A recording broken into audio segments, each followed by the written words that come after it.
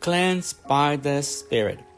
Let us draw near with a sincere heart and full assurance of faith, our hearts cleansed of bad conscience and our body washed with pure water. Hebrews 10:22. Once a person becomes a born-again believer, a miraculous transformation occurs. The new creation follows the pattern similar to the creation in Genesis 1:1 and 2. Before we were purposeless, spiritually empty, we were in a spiritual darkness. But since the Holy Spirit was on the face of the earth the same way He was over us, we came to realization of the light of Christ. His character-building process in us begins once we believe and accept the gift of salvation through Jesus. We are made alive and born of our spiritual death and sin by the love and cleansing power of the Holy Spirit. The washing of our sinful nature begins to take place. The regeneration process begins to take effect in our lives. We live a world full of spiritual pollutants, and it's only through the power of the Holy Spirit that we can bring about this change in us.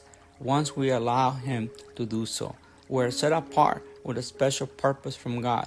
Once we are rescued from the perversion of this world, we manage to have the experience of freedom and purity. This process will continue until the day of our redemption. Both the Scriptures and the Holy Spirit are synonymous in this process. We live in a generation that is pure in its own eyes, but is not cleansed from its filth. Proverbs 30:12 says that. To avoid such a filth, we must approach the convictions of the Holy Spirit and allow our hearts to be sprinkled from all evil conscience and our bodies to be washed with the purity of the cleansing power of the Holy Spirit. In biblical times, it was customary for guests to wash the feet of their guests by one of the house servants. It was an act of kindness and a welcoming to communion.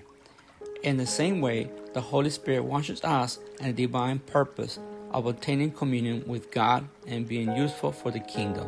In real terms, we all experience our Christian walk moments when we smear ourselves with worldly mud on purpose or even by accident. This is where we need to trust the Holy Spirit to clean up the dirt that we have allowed in our agape clothing. Continually awareness of our actions will help us to keep ourselves clean of any dirt thrown at us.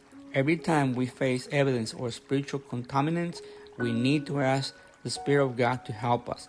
If you are facing any kind of impure thoughts, words, or actions, feel free to ask the Holy Spirit to clean you up.